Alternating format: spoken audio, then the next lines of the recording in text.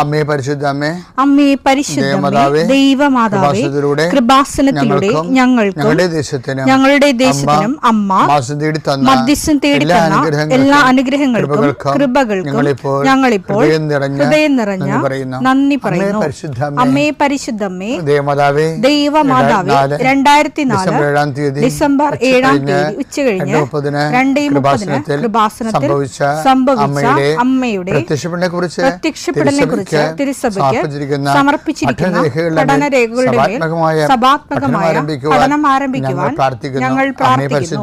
അമ്മേ പരിശുദ്ധമേ, ഭൂസ്വർലോകങ്ങളുടെ രാജ്ഞിയായ അങ്ങേയ്ക്ക് ഭൗമസംരക്ഷണത്തിനായി പ്രപഞ്ചപ്രകൃതിയെ തന്നെ തിരുസഭ പ്രതിഷ്ഠിക്കുവാൻ ഈ പ്രത്യക്ഷീകരണം വഴി ഇടയാക്കണമേ. പരിശുദ്ധമേ, ജപമാല മാതാവേ, സകല കൃപാസനം പ്രാർത്ഥനയോടും ചേർത്ത് ഞങ്ങളിപ്പോൾ പ്രാർത്ഥിക്കുന്ന ഈ കുടുംബത്തിന്റെ പ്രത്യേക നിയോഗം മക്കളെ.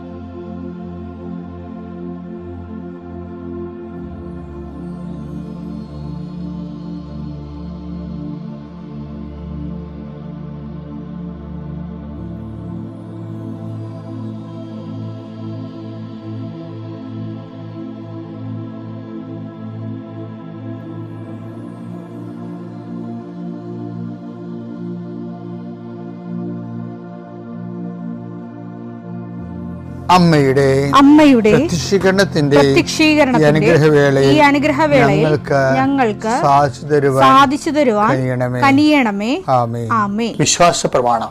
സർവശക്തനായ പിതാവും ആകാശത്തിന്റെയും ഭൂമിയുടെയും സൃഷ്ടാവുമായ ദൈവത്തിൽ ഞാൻ വിശ്വസിക്കുന്നു. അവിടുത്തെ ഏകപുത്രനും ഞങ്ങളുടെ കർത്താവുമായ ഈശോമിശിഹായിലും ഞാൻ വിശ്വസിക്കുന്നു.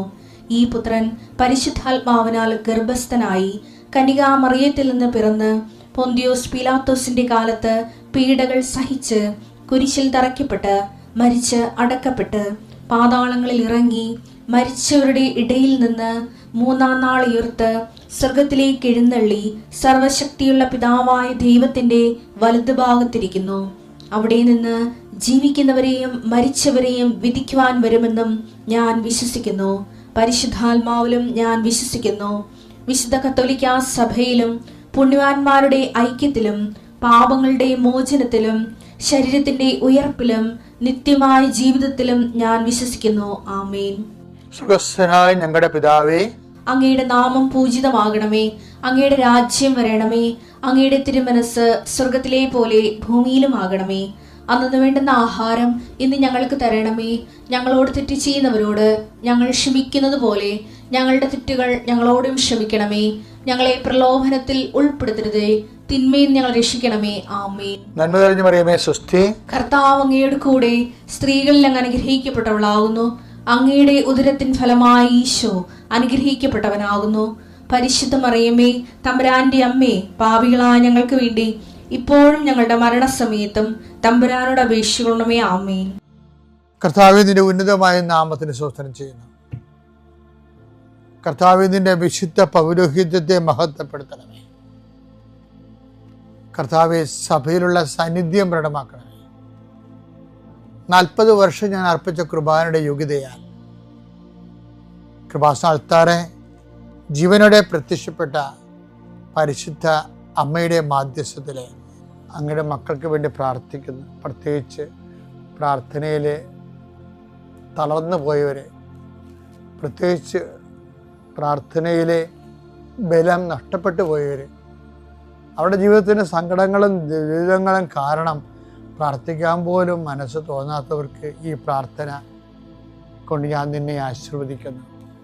നിൻ്റെ വഴികളിലെ ദേവതരെ ഈ ആശീർവാദ സമയം നിൻ്റെ നഷ്ടപ്രതീക്ഷകൾ പൂവണിയുകയും നീ വേണ്ടെന്ന് വെച്ച് അവസാനിപ്പിച്ച എല്ലാ കാര്യങ്ങളുടെ മേൽ കർത്താവ് പുതിയ മുളകൾ നിനക്ക് മുളപ്പിച്ചു തരികയും നീ നിന്നുപോയ കാര്യങ്ങൾ നീ വേണ്ടെന്ന് വെച്ച് തള്ളിക്കളഞ്ഞ കാര്യങ്ങളുടെ മേൽ ദൈവം നിനക്ക് പുതിയ പ്രത്യാശ നൽകാൻ വേണ്ടി ഞാൻ ആശീർവദിക്കുന്നു.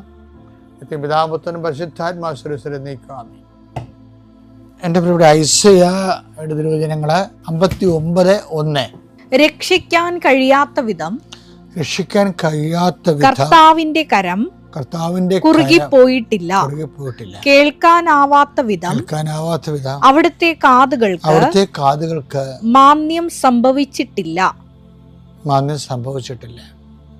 ഈ വചനം നമ്മൾ എപ്പോഴും കേൾക്കണ വചനമാണ്, പുതിയ വചനങ്ങളല്ല. പക്ഷെ ഈ ദിവസങ്ങളിൽ ഇത് വായിച്ചപ്പോൾ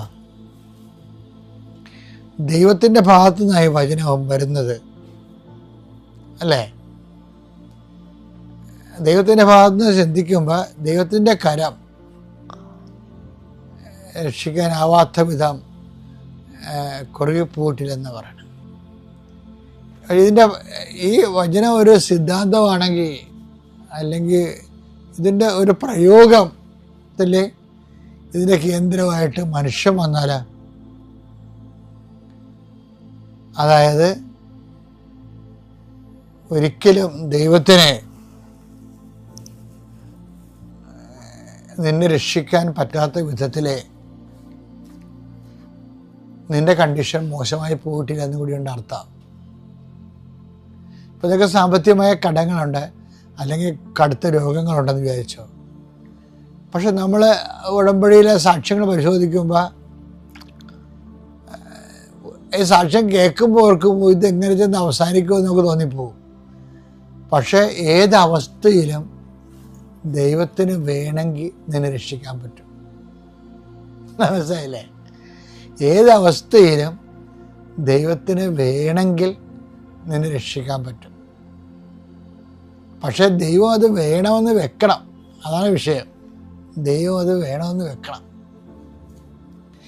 ദൈവം അത് വേണമെന്ന് വെക്കണമെങ്കിൽ എന്താണ്? നീ ദൈവതിരുസന്നിധിയിലെ ദൈവത്തിൻ്റെ ഒരു മനസ്സുണ്ട്. എന്താണ്? നീ ബഹുമാന്യനും പ്രിയങ്കരനുമാണ്. യെശയ്യാ 43:4. നീ എനിക്ക് വിലപ്പെട്ടവനും ബഹുമാന്യനും പ്രിയങ്കരനും ആയതുകൊണ്ട് നിനക്ക് പകരമായി മനുഷ്യരെയും നിന്റെ ജീവന് പകരമായി ജനതകളെയും ഞാൻ നൽകുന്നു. അതും ദൈവത്തിൻ്റെ ഭാഗത്തുനിന്നാണ് പറയണത്. ദൈവമാണ് പറയണത്, നീ എനിക്ക് അമൂല്യനും പ്രിയങ്കരനുമാണ്. പക്ഷെ ഇനി മനുഷ്യൻ്റെ ഭാഗത്തെന്ന് പറയുമ്പോൾ നമുക്കും തോന്നണം, എന്താണ്? ഞാൻ ദൈവത്തിൻ്റെ സന്നിധിയിൽ വിലമതിക്കാനാവാത്തതാണെന്ന്. അങ്ങനെ ദൈവത്തിൻ്റെ സന്നിധി വിലമതിക്കാനാവാത്തതാണ്, ഞാൻ വിലമതിക്കാനാവാത്ത ആളായിട്ട് മാറുമ്പോഴാണ് ഏതവസ്ഥയിലും ദൈവത്തിന് എന്നെ രക്ഷിക്കാൻ തോന്നുന്നത്. മനസ്സിലായില്ലേ? ഇപ്പോൾ രണ്ട് വചനങ്ങളും തമ്മിൽ ഇൻ്റർലിങ്ക്ഡാണ്. അപ്പോൾ ഏത് അവസ്ഥയിലും ദൈവത്തിന് വിലമതിക്കാനാവാത്തതായിട്ട് മാറണമെന്നുണ്ടെങ്കിൽ ദൈവ തിരുസന്നിധിയിൽ നമ്മുടെ ജീവിതം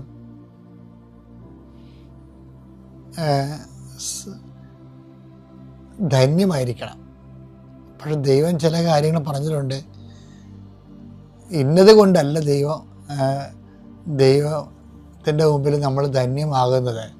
ഇപ്പോൾ ലുക്കായുടെ സുവിശേഷം ഇല്ലേ, എന്താണ്? സമ്പത്ത് കൊണ്ടല്ലല്ലോ ദൈവത്തിരുസന്നിധിയിൽ സമ്പന്നനാകണത്. ലുക്ക 12:15. മനുഷ്യജീവിതം സമ്പത്തുകൊണ്ടല്ല ധന്യമാകുന്നത്. അപ്പൊ ദൈവം ചില കാര്യങ്ങള്, നമ്മൾ ധന്യത ഉണ്ടാകുമെന്ന് പറയുന്ന കാര്യങ്ങള് ദൈവം അത് അക്സെപ്റ്റ് ചെയ്യുന്നില്ല. അതിന് സമ്പത്തിൻ്റെ കൂടെ കുറേ കാര്യങ്ങൾ വരും, സ്ഥാനമാനങ്ങൾ വരും. അപ്പോഴും ദൈവം പറയും, മനുഷ്യജീവിതം സ്ഥാനമാനങ്ങൾ കൊണ്ടല്ല സമ്പന്നമാകണത്. ചിലപ്പോൾ സൗന്ദര്യം വരും, അപ്പോൾ ദൈവം പറയും, മനുഷ്യജീവിതം സൗന്ദര്യം കൊണ്ടല്ല ധന്യമാകണത്. അപ്പോൾ ആ സമ്പത്തിൻ്റെ ശ്രേണിയിലുള്ള എല്ലാ ഐശ്വര്യങ്ങളും ക്യാൻസലായിപ്പോയി. ദൈവത്തിരുസന്നിധി മൂല്യം ആകാൻ അവയ്ക്കൊന്നും പറ്റത്തില്ല. പിന്നെ എന്തിനാണ് ദൈവത്തിരുസന്നിധി മൂല്യതയുള്ളത്? ദൈവത്തെ നമ്മളെ കൊണ്ട് ആവശ്യം ഉണ്ടാകണം. ഒരാളെ കണ്ടാൽ ദൈവത്തിന് ആവശ്യം ഉണ്ടാകണം. ദൈവത്തിന് വേസ്റ്റായിട്ട് തോന്നരുത്. അതിന് ആവശ്യമുള്ളവരെയാണ് അവനെ എടുക്കണത്, അവന് ആവശ്യമുള്ളവരെ. അത് യോഹന്നാൻ മർക്കോസിൻ്റെ സുവിശേഷത്തിൽ അത് പറയുന്നുണ്ട്.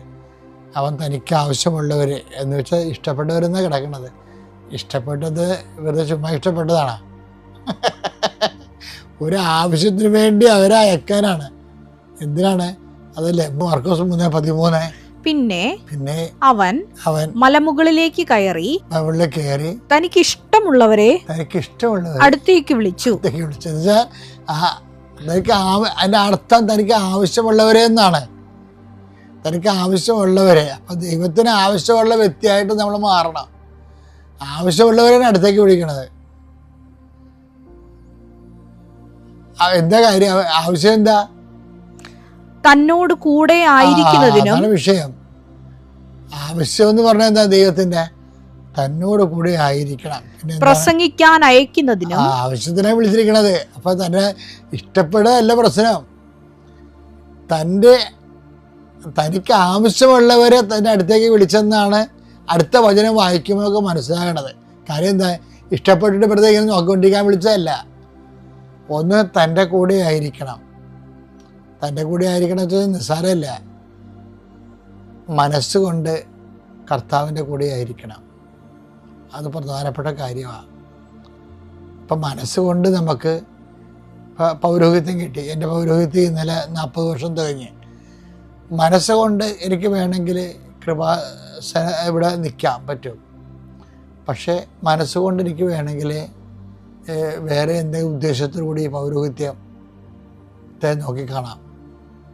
അപ്പോൾ നമ്മൾ യേശുവിൻ്റെ കൂടെ അല്ല. ശരിക്കും പറഞ്ഞാൽ നമ്മളുടെ ചില ഗൂഢലക്ഷ്യങ്ങളുടെ കൂടെ ആയിരിക്കും നമ്മൾ.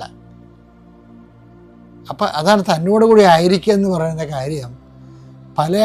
പലരെയും നമ്മൾ നോക്കുമ്പോൾ മനുഷ്യന്മാരെ പലപ്പോഴും ദൈവത്തിൻ്റെ ആൾക്കാർ പോലും ദൈവത്തിൻ്റെ കൂടെ അല്ല ശരിക്കും.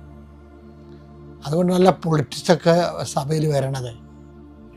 ചില സമയത്തൊക്കെ എങ്കിലും പൊളിറ്റിക്സ് വരുന്നില്ലേ? അപ്പം അതിന് അവർക്ക് അവരുടെ സ്ഥാനമാനങ്ങൾ ഉറപ്പിക്കുന്നതിന് വേണ്ടിയുള്ള കളികളിലാണ് അവർ നിൽക്കുന്നത്. അത് എല്ലാ മേഖലകളിലും വരും. അപ്പം തന്നോടുകൂടെ ആയിരിക്കുക എന്നുള്ളത് ഒരു വിളിയേക്കാളും ഒരു വെല്ലുവിളിയാണ് ആയിട്ട് വരും. ഒരു വെല്ലുവിളിയാണ്. അപ്പം അത് നമ്മൾ എപ്പോഴും നോക്കണം. അതായത് യേശുവിൻ്റെ കൂടെയാണെങ്കിൽ യേശു ആയിരിക്കണം അതിൻ്റെ അകത്ത് പ്രധാനമായിട്ട് വരണത്. പിന്നെന്താ രണ്ടാമത്തെ കാര്യം? തന്നോട് ആയിരിക്കാനും പിന്നെ പ്രസംഗിക്കാൻ അയക്കാനും. കാരണം സുവിശേഷം കൈമാറാൻ വേണ്ടിയാണ്.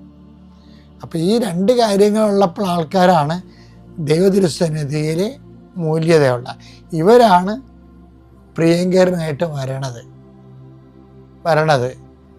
അപ്പം അതുകൊണ്ട് തന്നെ ഇവർ വീണുപോയാൽ രക്ഷിക്കാനാവാത്ത വിധം ദൈവത്തിൻ്റെ കാര്യങ്ങളെ കുറുകെ പോയിട്ടില്ല.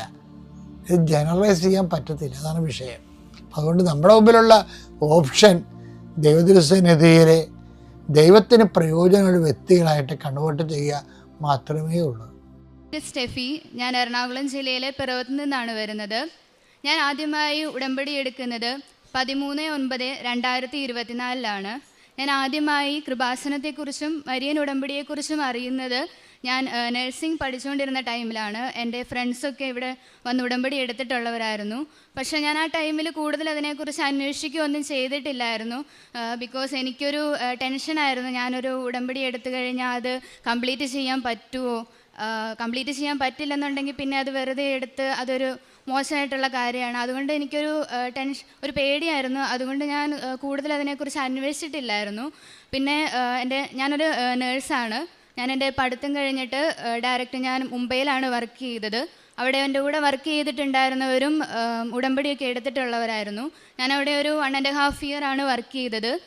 വർക്ക് ചെയ്ത ശേഷം അവിടെ നിന്ന് റിസൈൻ ചെയ്ത് ഞാൻ OET പഠിക്കാൻ വേണ്ടിയിട്ട് നാട്ടിലോട്ടാണ് പോകുന്നത്. അപ്പം എൻ്റെ ഒരു ഫ്രണ്ട് എന്നോട് പറഞ്ഞിട്ടുണ്ടായിരുന്നു, നീ OET അറ്റൻഡ് ചെയ്യാൻ പോവുകയാണെന്നുണ്ടെങ്കിൽ ഒന്ന് ഉടമ്പടി എടുത്തിട്ട് ഒന്ന് ട്രൈ ചെയ്ത് നോക്ക്, അപ്പം നിനക്ക് അത് ക്ലിയർ ആവുമെന്ന് പറഞ്ഞിട്ടുണ്ടായിരുന്നു. എന്നിട്ട് ഞാൻ എടുക്കണം എന്നുള്ള ഒരു തീരുമാനത്തിൽ എത്തിയിട്ടില്ലായിരുന്നു. പിന്നെ ഞാൻ OETക്ക് ജോയിൻ ചെയ്തത് എറണാകുളത്തായിരുന്നു. അവിടെ ഒരു ഹോസ്റ്റലിൽ നിന്ന് പഠിക്കുമായിരുന്നു. അപ്പം അവിടെ എൻ്റെ കൂടെ പഠിക്കാനുണ്ടായിരുന്ന സ്റ്റുഡൻസും ഇതുപോലെ ഉടമ്പടി എടുത്തിട്ടുള്ളവരുണ്ടായിരുന്നു. അപ്പം ഞങ്ങൾ ഇവിടെ ഒരു കുറച്ച് പേര് ഒന്നിച്ച് വന്ന് ഞാൻ 13-ാം തീയതി ഇവിടെ വന്ന് ഞാൻ ഉടമ്പടി എടുത്തു. ഞാൻ എടുത്തിട്ട് പോയിട്ടാണെന്നുണ്ടെങ്കിലും അത്ഭുതം എന്ന് പറയാം, എനിക്ക് ഞാൻ ഓരോ ദിവസം കഴിയും തോറും ഉടമ്പടി എങ്ങനെ കൂടുതൽ എന്നെക്കൊണ്ട് ബ്യൂട്ടിഫുൾ ആക്കാം, അങ്ങനെ ഞാൻ കൂടുതൽ ചിന്തിക്കാൻ തുടങ്ങി. എന്നെക്കൊണ്ട് മാക്സിമം ചെയ്യാൻ പറ്റുന്ന കാര്യങ്ങളെല്ലാം ഞാൻ ചെയ്യാൻ തുടങ്ങി. ഇപ്പോൾ പത്രം കൊടുക്കാനാണെന്നുണ്ടെങ്കിലും ഫുഡ് കൊടുക്കാനാണെന്നുണ്ടെങ്കിലും എൻ്റെ മാക്സിമം ഞാൻ ട്രൈ ചെയ്യുന്നുണ്ടായിരുന്നു. അങ്ങനെ ഞാൻ 3 month കോഴ്സായിരുന്നു ഞാൻ എടുത്തിട്ടുണ്ടായിരുന്നത്. ഒരു ലാസ്റ്റ് മന്ത് നവംബറൊക്കെ ആയപ്പോഴത്തേക്കും ഏതിൽ ഡേറ്റാണ് ചൂസ് ചെയ്യേണ്ടതെന്നുള്ള കാര്യത്തിൽ ഒരു കൺഫ്യൂഷനായി. അങ്ങനെ ഞാൻ മാതാവിനോട് പ്രാർത്ഥിക്കുമായിരുന്നു, മാതാവ് എനിക്ക് ആപ്റ്റായിട്ടുള്ള ഒരു ഡേറ്റ് എനിക്ക് പറഞ്ഞു തരണേന്ന് ഞാൻ പ്രാർത്ഥിക്കുമായിരുന്നു. അങ്ങനെ ഒരു ദിവസം ഞാൻ സ്വപ്നത്തിൽ മാതാവിനെ കാണുകയും മാതാവിനോട് ജസ്റ്റ് ഡിസംബർ എന്ന് മാത്രം ഒന്ന് പറയുകയും ചെയ്തു. അപ്പോൾ തന്നെ ഞാൻ രാവിലെ ജസ്റ്റ് ഗൂഗിളിൽ ഞാനൊന്ന് സെർച്ച് ചെയ്ത് നോക്കി ഡിസംബറിൽ ഏതാണ് OETക്ക് ഡേറ്റ് ഉള്ളതെന്ന്. ഞാൻ സെർച്ച് ചെയ്തപ്പോൾ ആകട്ടെ എനിക്ക് കിട്ടിയ ഡേറ്റ് എന്ന് പറയുന്നത് ഡിസംബറിൽ ആകെ ഒരേ ഒരു ഡേറ്റേ ഉണ്ടായിരുന്നുള്ളൂ. ആ ഇയർ എൻഡിങ്ങിലെ ഏറ്റവും ലാസ്റ്റ് ഡേറ്റ് ആയിരുന്നു. അതെന്ന് പറയുന്നത് മാതാവിൻ്റെ പ്രത്യക്ഷീകരണത്തിൻ്റെ ദിവസമായ ഡിസംബർ 7-ാം തീയതി ആയിരുന്നു. അപ്പം അത് കണ്ടപ്പോൾ തന്നെ എനിക്ക് കൺഫേം ആയി, ഓക്കെ ഇത് മാതാവ് എനിക്ക് വേണ്ടിയിട്ട് ഡിസൈഡ് ചെയ്ത ഡേറ്റ് ഇത് തന്നെ ആയിരുന്നു എന്ന് പറഞ്ഞ് ഞാനത് കൺഫേം ചെയ്തു. ഞാൻ അപ്പോൾ തന്നെ ഞാൻ പോയി സെൻറ്ററും അതുപോലെ ഞാൻ ഡിസംബർ 7-ാം തീയതി എൻ്റെ OET എക്സാം ബുക്ക് ചെയ്യുകയാണ് ഉണ്ടായത്. പക്ഷേ ഞാനത് ബുക്ക് ചെയ്ത് കഴിഞ്ഞപ്പോഴത്തേക്കും എൻ്റെ അക്കാഡമിയിൽ നിന്ന് മാംസ് ഒക്കെ പറഞ്ഞിട്ടുണ്ടായിരുന്നു, ആ ഡേറ്റ് ചൂസ് ചെയ്യണ്ട, അത് ക്യാൻസൽ ചെയ്യുക, ബിക്കോസ് അത് ഇയർ എൻഡിങ്ങിലെ ഡേറ്റ് ആയതുകൊണ്ട് അതിൽ വിന്നിങ് പെർസെൻറ്റേജ് കുറവായിരിക്കുമെന്ന് അവരൊന്ന് പറയുന്നുണ്ടായിരുന്നു. അതിന് തൊട്ട് മുന്നേ നവംബറിലൊരു ഡേറ്റ് ഉണ്ടായിരുന്നു, അതെടുക്കുകയാണെന്നുണ്ടെങ്കിൽ ഇച്ചിരി കൂടി പാസ് പെർസെൻറ്റേജ് കൂടുതലായിരിക്കും എന്ന് അവർ പറഞ്ഞു. പക്ഷേ എൻ്റെ ഒരു കോൺഫിഡൻസ് ഡിസംബർ 7-ാം തീയതി മാതാവ് എനിക്ക് കാണിച്ചു തന്ന ഡേറ്റാണ്. ആ ഡേറ്റിൽ ഞാൻ എഴുതിയിട്ട് തോക്കുകയാണെന്നുണ്ടെങ്കിൽ തോറ്റോട്ടെ എന്നുള്ള ആ ഒരു കോൺഫിഡൻസിൽ ഞാൻ ആ ഡേറ്റുമായിട്ട് തന്നെ മുന്നോട്ട് പോവുക ചെയ്തത്. എൻ്റെ കൂടെ ഡിസംബർ 7-ാം തീയതി എടുക്കാനിരുന്ന കുട്ടികൾ പലരും ആ ഡേറ്റ് മാറ്റി വേറെ ഡേറ്റിലോട്ട് മാറ്റിയായിരുന്നു. ഞാനതുപോലെ ഡിസംബർ 7-ആയിട്ട് മുമ്പോട്ട് പോയി. അങ്ങനെ ഡിസംബർ 7-ാം തീയതി ഞാൻ എൻ്റെ OET എക്സാം അപ്പിയർ ചെയ്തു. ഞാൻ എക്സാം അപ്പിയർ ചെയ്യാൻ പോയപ്പോഴാണെന്നുണ്ടെങ്കിലും ഉടമ്പടി തൈലവും അതുപോലെ വെഞ്ചരിച്ച ഉപ്പൊക്കെ ഇട്ട് പ്രാർത്ഥിച്ചിട്ടായിരുന്നു പോയത്. റീഡിങ്, ലിസണിങ്, റൈറ്റിംഗ് എല്ലാം ഞാൻ ബുക്ക്ലെറ്റ് തിരിച്ചു കൊടുത്തപ്പോഴത്തേക്കും അതിൽ ഉടമ്പടി ഉപ്പിട്ട് പ്രാർത്ഥിച്ച് വിശ്വാസപ്രമാണം ചൊല്ലിയിട്ടായിരുന്നു ഞാൻ തിരിച്ചു കൊടുത്തത്. കറക്റ്റ് ഒരു എൻ്റെ ആദ്യത്തെ ഉടമ്പടി തീരുന്ന കറക്റ്റ് 90-ാമത്തെ ദിവസം, അതായത് ഡിസംബർ 13-നാണ് എൻ്റെ OETയുടെ റിസൾട്ട് വന്നത്. ആ റിസൾട്ട് കണ്ട് ഞാൻ ശരിക്കും ഷോക്കായി പോയായിരുന്നു. ഞാൻ മാതാവിനോട് എനിക്കൊരു 350 എല്ലാ മൊഡ്യൂളിലും തന്ന് അനുഗ്രഹിക്കണമെന്ന് ഞാൻ പറഞ്ഞിട്ടുണ്ടായിരുന്നു. എൻ്റെ ഫസ്റ്റ് അറ്റംപ്റ്റ് ആണ്. ഇനി ഒരു വട്ടം കൂടി എഴുതാനായിട്ട്, ഒന്നാമത് എൻ്റെ കയ്യിൽ ഇനി ഒന്നും കൂടെ അറ്റൻഡ് ചെയ്യാനായിട്ടുള്ള പൈസയില്ല, അപ്പം ഇതിൽ തന്നെ അങ്ങ് കയറ്റി വിടണമെന്ന് ഞാനൊന്ന് പ്രാർത്ഥിച്ചിട്ടുണ്ടായിരുന്നു. ഞാൻ 350 ചോദിച്ച സ്ഥലത്ത് മാതാവ് എനിക്ക് തന്നത് സ്പീക്കിംഗ്, റൈറ്റിംഗ് 400-ഉം അതുപോലെ ലിസണിങ് 380, റീഡിങ് 370 സ്കോർ തന്നാണ് മാതാവ് എന്നെ അനുഗ്രഹിച്ചത്. അതുപോലെ ഞാൻ വിചാരിച്ച പോലെ തന്നെ അന്ന് ആ അക്കാഡമിയിൽ എൻ്റെ ക്ലാസ്സിൽ നിന്ന് എഴുതിയാലാകെ ഞാൻ മാത്രമേ അതിൽ ഫുൾ B സ്കോർ വാങ്ങി പാസ്സായിട്ടുണ്ടായിരുന്നുള്ളൂ. അതെനിക്ക് വളരെ വലിയൊരു അനുഗ്രഹമായിട്ടായിരുന്നു തോന്നിയത്.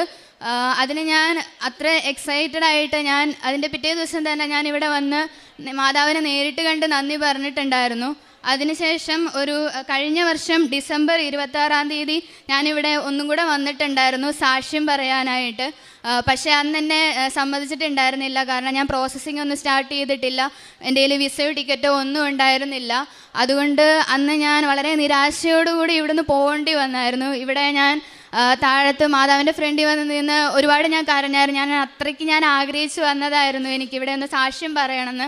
അതെന്നെക്കൊണ്ട് പറ്റിയില്ലല്ലോ, നീ എന്നെ അടുത്ത വർഷം ഈ സമയത്ത് തന്നെ ഇവിടെ നിർത്തി ഒന്ന് സാക്ഷ്യം പറയിക്കണമെന്ന് ഞാൻ അന്ന് അവിടെ നിന്ന് ഞാൻ പ്രാർത്ഥിച്ചായിരുന്നു. മാതാവ് അത് സീരിയസ് ആയിട്ട് കണ്ടു. അതുകൊണ്ട് കഴിഞ്ഞ വർഷം ഏത് ദിവസമാണോ ഞാനിവിടുന്ന് കരഞ്ഞുകൊണ്ട് പോയത്, ആ സെയിം ഡേറ്റിൽ തന്നെ ഡിസംബർ 26-ാം തീയതി എനിക്കിവിടെ വന്ന് വീണ്ടും സാക്ഷ്യം പറയാനായിട്ട് പറ്റി. അതുപോലെ ജാനുവരിയിൽ മുമ്പോട്ട് പോകുമ്പോഴത്തേക്കും ജാനുവരിയിൽ ഞാൻ എൻ്റെ പ്രോസസ്സിങ് സ്റ്റാർട്ട് ചെയ്യാൻ ഏത് കൺട്രി ചൂസ് ചെയ്യണം എന്നുള്ളൊരു കൺഫ്യൂഷൻ ഉണ്ടായിരുന്നു. അങ്ങനെ ഞാൻ പ്രാർത്ഥിച്ച് ഞാൻ അയർലൻഡാണ് ഞാൻ ചൂസ് ചെയ്തത്. ഞാൻ അയർലൻഡ് പ്രോസസ്സിംഗ് ആയിട്ട് ജസ്റ്റ് സ്റ്റാർട്ട് ചെയ്തു. എനിക്ക് വേണ്ട ഡോക്യുമെൻറ്റ്സ്, അയർലൻഡ് പ്രോസസ്സിംഗ് ആണെങ്കിൽ ഒരുപാട് ഡോക്യുമെൻറ്റ്സ് റെഡിയാക്കാനുണ്ട്. അപ്പം ഞാൻ ഓൾമോസ്റ്റ് എൻ്റെ യൂണിവേഴ്സിറ്റി എന്നുള്ളതാണെങ്കിലും നഴ്സിംഗ് കൗൺസിലിൻ്റെയും എല്ലാ പേപ്പേഴ്സും ഞാൻ റെഡിയാക്കി. ലാസ്റ്റ് എനിക്ക് ഒരേ ഒരു പേപ്പറും കൂടെ ആയിരുന്നു എനിക്ക് റെഡിയാക്കാനുണ്ടായിരുന്നത്. അത് ഞാൻ വർക്ക് ചെയ്ത ഹോസ്പിറ്റലിൽ നിന്നുള്ളൊരു റെഫറൻസ് ലെറ്റർ ആയിരുന്നു. അപ്പം ഞാൻ അവിടെ 1.5 ഇയർ ഞാൻ വർക്ക് ചെയ്തിട്ടുണ്ടായിരുന്നുള്ളൂ. അവർക്കൊരു 2 ഇയർ കോൺട്രാക്റ്റ് ഉണ്ടായിരുന്നു. ആ പീരീഡ് കംപ്ലീറ്റ് ആക്കാണ്ട് അവർ റെഫറൻസ് തരത്തില്ല എന്നവർ പറഞ്ഞു. ഞാൻ പല രീതിയിൽ അപ്രോച്ച് ചെയ്യാൻ നോക്കി ആ സർട്ടിഫിക്കറ്റ് വാങ്ങാനായിട്ട്. പക്ഷെ അവരൊട്ടും സമ്മതിക്കുന്നുണ്ടായിരുന്നില്ല. അവിടെ വെച്ച് എൻ്റെ ടോട്ടൽ ഞാനങ്ങ് ബ്ലാങ്ക് ആയിപ്പോയി. ഇനി മുന്നോട്ട് ഞാനിനി എന്നാ ചെയ്യും? ഏത് യൂറോപ്യൻ കൺട്രിയിൽ ഞാനൊരു ആപ്ലിക്കേഷൻ കൊടുക്കാനാണെന്നുണ്ടെങ്കിലും ആ ഒരു സർട്ടിഫിക്കറ്റ് എന്ന് പറഞ്ഞാൽ വളരെ ഇമ്പോർട്ടൻ്റ് ആണ്. എനിക്ക് ഇപ്പോൾ UK ആണെന്നുണ്ടെങ്കിലും ഓസ്ട്രേലിയ ആണെന്നുണ്ടെങ്കിലും ഏത് കൺട്രിയിൽ കൊടുക്കണം എന്നുണ്ടെങ്കിലും ആ ഒരു സർട്ടിഫിക്കറ്റ് എന്ന് പറഞ്ഞാൽ വളരെ ഇമ്പോർട്ടൻ്റ് ആയിരുന്നു. അപ്പോൾ അവിടെ വെച്ച് എൻ്റെ മുമ്പോട്ടുള്ള പ്ലാനിങ് എല്ലാം അങ്ങ് ക്വസ്റ്റ്യൻ മാർക്കായിപ്പോയി. ഇനി ഞാൻ മുമ്പോട്ട് എന്ത് ചെയ്യും എന്നുള്ള കാര്യത്തിൽ എനിക്കൊരു ഡൗട്ടായിപ്പോയി. അങ്ങനെ ഞാൻ പല ഏജൻസികളിൽ അപ്രോച്ച് ചെയ്തു. കാണുന്ന എല്ലായിടത്തും ഞാൻ റിയാക്ഷൻ ഇടുമായിരുന്നു. പല സ്ഥലങ്ങളിലോട്ടുള്ള റിക്രൂട്ട്മെൻറ്റിനോ ഒക്കെ ഞാൻ അന്വേഷിക്കുമായിരുന്നു. പക്ഷേ എല്ലായിടത്തും ചോദിക്കുമ്പോഴത്തേക്കും മിനിമം ഒരു 5 lakhs 6 lakhs എബവ് ആണ് എല്ലായിടത്തും സർവീസ് ചാർജും ടോട്ടൽ ഓൾ ഓവർ പ്രോസസ്സിങ്ങിനൊക്കെ റേറ്റ് വരുന്നത്. അതും ഒരു പ്രശ്നം തന്നെയായിരുന്നു. അങ്ങനെ ഞാൻ എന്ത് ചെയ്യും? മാതാവിനോട് ഞാൻ പ്രാർത്ഥിച്ചു, മാതാവേ മുന്നോട്ട് എനിക്ക് എന്നാ ചെയ്യേണ്ടതെന്ന് എനിക്കറിയത്തില്ല. മാതാവ് തന്നെ എനിക്കൊരു സ്ഥലം കാണിച്ചത്. പക്ഷെ മാതാവ് തന്നെ ഈ റിസൾട്ട് വെച്ച് തന്നെ എനിക്ക് എവിടെയെങ്കിലും പോയേ പറ്റുള്ളൂ. ആ റിസൾട്ട് എനിക്കിവിടെ വന്ന് പറയണം. അതിന് ആപ്റ്റായിട്ടുള്ള ഒരു കൺട്രി എനിക്ക് കാണിച്ചു തരണേന്ന് ഞാൻ മാതാവിനോട് പ്രാർത്ഥിച്ചായിരുന്നു. അങ്ങനെ ഞാൻ പല ഏജൻസികളിൽ അയക്കുന്ന കൂട്ടത്തിൽ ഞാനൊരു റിക്രൂട്ട്മെൻറ്റ് ഞാൻ പഠിച്ച അക്കാഡമിയുടെ ഒരു അഡ്വർടൈസ്മെൻറ്റ് ഞാനിങ്ങനെ കാണാനായിട്ടിടയായി. കേരള ഗവൺമെൻറ്റിൻ്റെ അണ്ടറിൽ വരുന്ന ഒരു ഏജൻസി വഴി ബെൽജിയത്തിലോട്ട് നഴ്സസിനെ റിക്രൂട്ട് ചെയ്യുന്ന ഒരു അഡ്വർടൈസ്മെൻറ്റ് ഞാൻ കാണുകയും അതിന് ഞാൻ എൻ്റെ CV OET സ്കോർ എല്ലാം ഞാൻ അയച്ചു കൊടുക്കുകയും ചെയ്തായിരുന്നു. അവർ ചോദിച്ചിട്ടുള്ള റിക്വയർമെൻറ്റ്സ് 1 ഇയർ എക്സ്പീരിയൻസും OET മിനിമം സ്കോറും ആയിരുന്നു ചോദിച്ചിട്ടുണ്ടായിരുന്നത്. ഞാൻ എൻ്റെ സ്കോർ ഡീറ്റെയിൽസും അതുപോലെ CV എല്ലാം അവർക്ക് അയച്ചു കൊടുത്തു. മാതാവിൻ്റെ വലിയൊരു ഇടപെടൽ കൊണ്ട് first round of selection CV selection ആയിരുന്നു. അതിൽ നിന്ന് സെലക്ഷനായി എന്ന് പറഞ്ഞവർ എനിക്ക് റിപ്ലൈ മെയിൽ തന്നു. അത് കഴിഞ്ഞ് നെക്സ്റ്റ് ഒരു സൈക്കോളജിക്കൽ അസസ്മെൻ്റ് ഉണ്ടായിരുന്നു. അത് ഞാൻ അറ്റൻഡ് ചെയ്തു. അതിൽ ഞാൻ എങ്ങനെയാണ് അപ്പിയർ ചെയ്തതെന്ന് എനിക്ക് തന്നെ അറിയത്തില്ല. എല്ലാം ഞാൻ പ്രാർത്ഥിച്ച് വിശ്വാസ പ്രമാണം ചൊല്ലി പ്രാർത്ഥിച്ചിട്ടായിരുന്നു ഞാൻ ആൻസേഴ്സ് എല്ലാം ചെയ്തുകൊണ്ടിരുന്നത്. അതിലും സെലക്ഷനായി എന്ന് പറഞ്ഞു വന്നു. ടോട്ടൽ 4 റൗണ്ട് ഓഫ് ഇൻ്റർവ്യൂവും അതുപോലെ ടോട്ടൽ പ്രൊസീജിയർ 4 റൗണ്ട് ഉണ്ടായിരുന്നു സെലക്ഷന് വേണ്ടിയിട്ട്. ഈ സൈക്കോളജിക്കൽ അസസ്മെൻറ്റിന് ശേഷം ഒരു ട്രിവാൻഡ്രത്ത് വെച്ചൊരു ഇൻ്റർവ്യൂ ഉണ്ടായിരുന്നു ഡയറക്റ്റ് എംപ്ലോയേഴ്സുമായിട്ടുള്ള. അപ്പം ഞാൻ എംപ്ലോയേഴ്സുമായിട്ടുള്ള ഇൻ്റർവ്യൂവിന് വേണ്ടി ഞാൻ ട്രിവാൻഡ്രത്തോട്ട് പോയി അവിടെ വെച്ച് ഇൻ്റർവ്യൂ അറ്റൻഡ് ചെയ്തു. അപ്പം ഞാൻ ഇൻ്റർവ്യൂവിന് കയറുന്നതിന് മുന്നേ ഉടമ്പടി തൈലം നാവിൽ കുരിശ് വരച്ച് പ്രാർത്ഥിച്ചതിന് ശേഷമാണ് ഞാൻ കയറിയിട്ടുണ്ടായിരുന്നത്. അതുപോലെ ആ ഇൻ്റർവ്യൂ നടത്തിയ ഹാളിന് ഫ്രണ്ടിലായിട്ട് ഞാൻ വെഞ്ചരിച്ച് ഉപ്പ് വിശ്വാസ പ്രമാണം ചൊല്ലി പ്രാർത്ഥിച്ചിട്ടതിന് ശേഷമാണ് ഞാൻ ഇൻ്റർവ്യൂ അപ്പിയർ ചെയ്യാൻ കയറിയത്. അവരെന്നോട് ബെൽജിയം എന്തുകൊണ്ട് ചൂസ് ചെയ്തു എന്ന് ചോദിച്ചതിനുള്ള ഒരു ആൻസർ ഞാൻ പറഞ്ഞത് എനിക്കൊരു ക്രിസ്ത്യൻ കൺട്രിയിൽ വർക്ക് ചെയ്യണം എന്നുള്ള ആഗ്രഹമായിരുന്നു എന്ന് തന്നെയായിരുന്നു. അതിന് അവരുടെ സൈഡിൽ നിന്നൊരു പോസിറ്റീവായിട്ടുള്ള ഒരു റെസ്പോണ്ടാണ് കിട്ടിയത്. അതിനുശേഷം ഞാൻ ഈ ഇൻ്റർവ്യൂവിൻ്റെ റിസൾട്ടിന് വേണ്ടിയിട്ട് വെയിറ്റ് ചെയ്യുമായിരുന്നു. അങ്ങനെ ഇരുന്നപ്പോഴത്തേക്കും ആ ഇൻ്റർവ്യൂ ക്ലിയർ ആയെന്നും പറഞ്ഞ് എനിക്ക് മെയിൽ വന്നു. അടുത്ത നെക്സ്റ്റ് റൗണ്ട് ഓഫ് ഇൻ്റർവ്യൂ എറണാകുളത്ത് വെച്ചിട്ടുണ്ടായിരുന്നു. അതിനും ഞാൻ അപ്പിയർ ചെയ്തു. ഇതുപോലെ തന്നെ ഞാൻ പോയയിടത്തെല്ലാം ഞാൻ ഉപ്പിട്ട് പ്രാർത്ഥിച്ചിട്ടായിരുന്നു പൊയ്ക്കൊണ്ടിരുന്നത്. അപ്പം ലാസ്റ്റ് റൗണ്ട് ഓഫ് ഇൻ്റർവ്യൂവിലും ക്ലിയറായി. അതിനുശേഷമുള്ള പ്രൊസീജിയർ എന്ന് പറയുന്നത് 6 months Dutch language course clear ചെയ്യണമെന്നായിരുന്നു. അവർ തന്നെ നമുക്ക് ജൂലൈ തൊട്ട് 6 months അവർ നമുക്ക് എറണാകുളത്ത് വെച്ച് കോച്ചിങ് തരുവാണ്. അപ്പം അതിന് ഓഫ്ലൈനായിട്ടായിരുന്നു ചെയ്തുകൊണ്ടിരുന്നത്. അപ്പം അതിന് ഞാൻ ഓൾറെഡി എൻ്റെ ഗ്യാപ്പ് ഫില്ല് ചെയ്യാൻ വേണ്ടിയിട്ട് ഞാൻ കോഴിക്കോട് ഒരു ഹോസ്പിറ്റലിൽ കയറിയിട്ടുണ്ടായിരുന്നു. അപ്പം എനിക്കൊരു കൺഫ്യൂഷൻ ഉണ്ടായിരുന്നു. ഞാൻ അവിടെ നിന്ന് റിസൈൻ ചെയ്ത് പോന്നു കഴിഞ്ഞാൽ എനിക്കൊരു എഡ്യൂക്കേഷൻ ലോൺ ഉണ്ട്. ഞാൻ എല്ലാ മാസവും 5,000 rupees വെച്ച് ഞാൻ അടയ്ക്കുന്നതാണ്. അപ്പം എനിക്കൊരു ഇൻകം അത് ഇല്ലാണ്ടായി കഴിഞ്ഞാൽ ആ 5000 രൂപ അടയ്ക്കാൻ വേണ്ടിയിട്ട് ഞാനിനി ആരോട് ചോദിക്കും മാതാവേ എന്ന് എനിക്കൊരു കൺഫ്യൂഷൻ ഉണ്ടായിരുന്നു. പക്ഷെ മാതാവ് അതിന് ഒരു കറക്റ്റായിട്ടുള്ളൊരു ആൻസർ തന്നെ വന്ന് ഈ ഒരു റിക്രൂട്ട്മെൻറ്റിൽ 6 മാസം ഡച്ച് ലാംഗ്വേജ് കോഴ്സ് ചെയ്യുമ്പോഴത്തേക്കും അവർ പെർ മന്ത് 15000 രൂപ വെച്ച് ഞങ്ങൾക്ക് സ്റ്റൈഫൻ്റായിട്ട് ഇങ്ങോട്ട് തരുന്നുണ്ടായിരുന്നു. അപ്പോൾ ആ ഒരു പ്രശ്നത്തിനും മാതാവ് എനിക്കൊരു സൊല്യൂഷൻ കാണിച്ചു തന്നു. അതുകൊണ്ട് ഞാൻ ധൈര്യമായിട്ട് ഞാൻ എൻ്റെ അവിടുത്തെ ജോലി ഉപേക്ഷിച്ച് ഞാൻ എറണാകുളത്ത് ലൂർദ് ഹോസ്പിറ്റലിൽ വെച്ചായിരുന്നു ഞങ്ങൾക്ക് അവരുടെ ഹോസ്റ്റലിൽ നിർത്തിയിട്ടാണ് ഞങ്ങൾക്ക് ട്രെയിനിങ് തന്നുകൊണ്ടിരുന്നത്. അതും മാതാവിൻ്റെ പ്രസൻസ് ഉള്ള ഒരു സ്ഥലത്ത് വെച്ചുകൊണ്ട് തന്നെയായിരുന്നു ഞങ്ങളുടെ കോഴ്സ് നടന്നുകൊണ്ടിരുന്നത്. അപ്പം ഞാൻ അവിടെ ചെന്നപ്പോഴാണെന്നുണ്ടെങ്കിലും ഞാൻ ഓൾറെഡി പ്രാർത്ഥിച്ചിട്ടുണ്ടായിരുന്നു. ഇത്രയും നാൾ എൻ്റെ കൂടെ ഉണ്ടായിരുന്ന ഫ്രണ്ട്സോ ആരും എനിക്കറിയാവുന്ന ആരും തന്നെ ഇല്ല. അപ്പം ഇനി പുതിയ കിട്ടുന്ന കാണുന്ന ആളുകളൊക്കെ എങ്ങനെയായിരിക്കും, ഒരു നല്ല ആളുകളെ കിട്ടണേ എന്ന് ഞാനിങ്ങനെ പ്രാർത്ഥിക്കുന്നുണ്ടായിരുന്നു. അപ്പം ഞങ്ങൾക്ക് ഹോസ്റ്റലിലാണെന്നുണ്ടെങ്കിലും എസ്പെഷ്യലി എൻ്റെ റൂമിൽ ഞങ്ങൾ 3 പേരായിരുന്നു. ഞങ്ങൾ 3 പേര് ഉടമ്പടി എടുത്തിട്ടുള്ള ആളുകളായിരുന്നു. ഞങ്ങൾ ഒന്നിച്ചായിരുന്നു പ്രാർത്ഥിച്ചുകൊണ്ടിരുന്നതും കൊന്ത ചെല്ലുന്നതും എല്ലാ കാര്യങ്ങളും ഒന്നിച്ച് ചെയ്യുമായിരുന്നു. ഇപ്പം എൻ്റെ ബാച്ചിലാണെന്നുണ്ടെങ്കിൽ 20 പേരുണ്ടായിരുന്നു. ഞങ്ങൾ ആ ബാച്ചിലുള്ള എല്ലാവരും തന്നെ മാതാവിനെ അറിയാവുന്നവരും ഒരുപാട് പേര് ഉടമ്പടി എടുത്ത് പ്രാർത്ഥിക്കുന്നവരുമായിരുന്നു. അതുപോലെ കോഴ്സ് നല്ല രീതിയിൽ തന്നെ മുന്നോട്ട് പോയി. ഇടയ്ക്ക് ഒക്ടോബറിൽ വെച്ച് ഞങ്ങൾക്ക് ചെറിയൊരു ഇവാലുവേഷൻ ഉണ്ടായിരുന്നു. ആ ഇവാലുവേഷനിലും ഞങ്ങൾ പ്രാർത്ഥിച്ചിട്ടുണ്ടായിരുന്നു. ഞങ്ങൾക്ക് എല്ലാവർക്കും ടോട്ടൽ 73 പേരായിരുന്നു ഈ ഒരു പ്രോജക്റ്റിൻ്റെ ഭാഗമായിട്ട് അവിടെ പഠിക്കാനായിട്ടുണ്ടായിരുന്നത്. ഞങ്ങൾക്ക് എല്ലാവർക്കും ക്ലിയർ ചെയ്യാൻ പറ്റണമെന്ന് ഞങ്ങൾ പ്രാർത്ഥിച്ചിട്ടുണ്ടായിരുന്നു. ഞങ്ങൾക്ക് എല്ലാവർക്കും അതുപോലെ തന്നെ ക്ലിയർ ആവാനായിട്ട് സാധിച്ചു. എല്ലാവരും ആ ഇവാലുവേഷനിൽ ക്ലിയറായി. അതിനുശേഷം ഞാനിവിടെ അഖണ്ഡ ജപമാല റാലിയിൽ പങ്കെടുക്കാനായിട്ട് വന്നിട്ടുണ്ടായിരുന്നു. അത് 2024 ഞാൻ പങ്കെടുത്തിട്ടുണ്ടായിരുന്നു, 2025 ഞാൻ പങ്കെടുത്തിട്ടുണ്ടായിരുന്നു. ഓരോ പ്രാവശ്യം വന്നപ്പോൾ എൻ്റെ കൂടെ ഒരു മിനിമം ഒരു 5 പേരെയും കൊണ്ടാണ് ഞാനിവിടെ വന്ന് പങ്കെടുത്തിട്ടുള്ളത്. അത് വലിയൊരു അനുഗ്രഹമായിട്ട് കാണുന്നു. അതുപോലെ ബാക്കിയുള്ള കാര്യങ്ങളെല്ലാം മുമ്പോട്ടും നല്ല രീതിയിൽ തന്നെ പോയി. ഈ ഡിസംബർ കഴിഞ്ഞ ഫ്രൈഡേ ഞങ്ങളുടെ ക്ലാസ് കഴിഞ്ഞ് എല്ലാവരും തന്നെ വീട്ടിലോട്ട് തിരിച്ചു പോയി. അതുപോലെ കോഴ്സ് എല്ലാവരും സക്സസ്ഫുള്ളി കംപ്ലീറ്റഡ് ആയി. ഞങ്ങളുടെ VFSൻ്റെ അപ്പോയിൻമെൻ്റ് ആണെന്നുണ്ടെങ്കിലും അത് ഞാനിവിടെ തന്നെ ഇതിനു മുന്നേ സാക്ഷ്യം പറയുന്നത് കേട്ടിട്ടുണ്ട്. ജർമ്മനിക്ക് പോകാനൊക്കെയാണെങ്കിലും VFSൻ്റെ അപ്പോയിൻമെൻറ്റിന് വേണ്ടി അപ്ലൈ ചെയ്തിട്ട് കിട്ടുന്നില്ല, ഒരുപാട് ലാഗ് ആവുന്നു, പിന്നെ ദൂരെയുള്ള ഓഫീസുകളിലൊക്കെയാണ് അപ്പോയിൻമെൻറ്റ് കിട്ടുന്നതെന്നൊക്കെ കേട്ടിട്ടുണ്ട്. ഞങ്ങൾക്ക് ആ ഒരു കാര്യത്തിൽ ഈ റിക്രൂട്ടിംഗ് ഏജൻസി തന്നെ ഞങ്ങൾ ഒരു കാര്യം പോലും അറിയേണ്ടി വന്നിട്ടില്ല. എല്ലാം വളരെ സ്മൂത്തായിട്ട് തന്നെ അവരെല്ലാ കാര്യങ്ങളും ഞങ്ങൾക്ക് ചെയ്തു തന്നു. 30 ദിവസം കൊണ്ട് മിനിമം 30 ദിവസം കൊണ്ട് കിട്ടേണ്ട ഷെങ്കൻ വിസ ഞങ്ങൾക്ക് 73 പേർക്ക് ഒരാഴ്ചയ്ക്കുള്ളിലാണ് അവർ എല്ലാം റെഡിയാക്കി തന്നത്. ഇപ്പം ഞാൻ എൻ്റെ കയ്യിൽ ഞങ്ങൾക്ക് പോകാനുള്ള വിസയും അതുപോലെ ടിക്കറ്റുമായിട്ടാണ് ഞാനിന്ന് വന്നേക്കുന്നത്.